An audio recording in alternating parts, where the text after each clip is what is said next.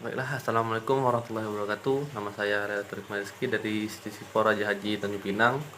Eh, di sini saya akan sedikit berbicara tentang ekonomi digital atau e-commerce.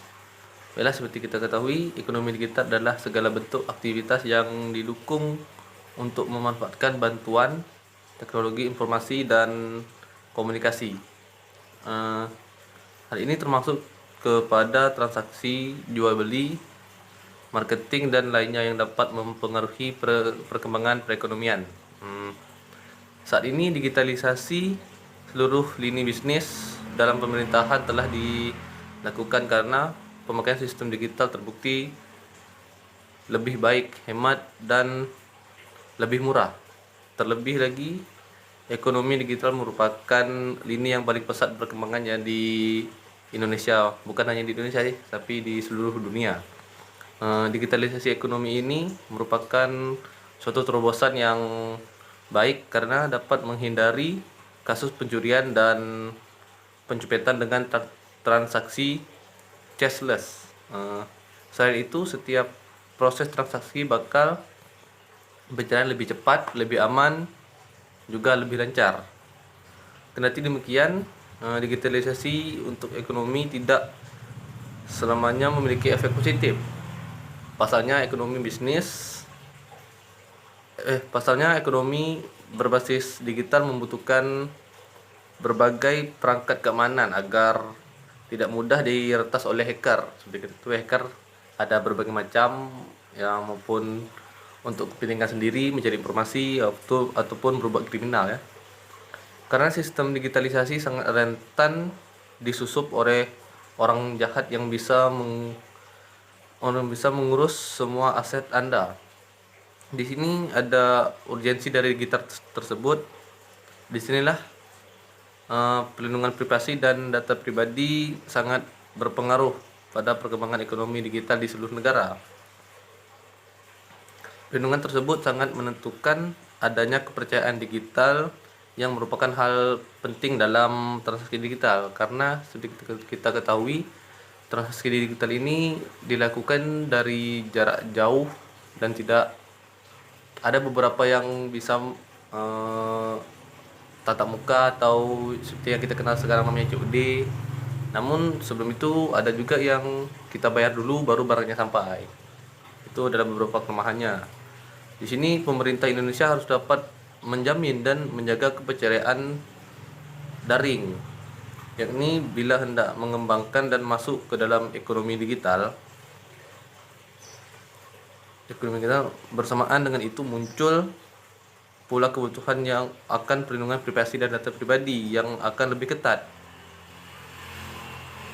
Dengan menggunakan metode yudiris, normatif atau dogmatif, mendiskusikan persoalan bagaimana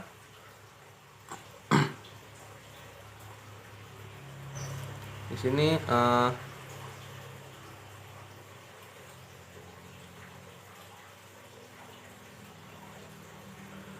ini bagaimana seharusnya hukum Indonesia memberikan perlindungan privasi dan data pribadi.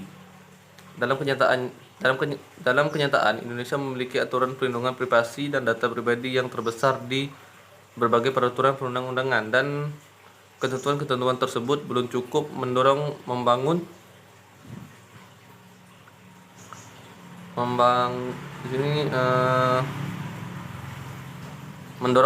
ekonomi digital di Indonesia. Selain itu, sampai saat ini masih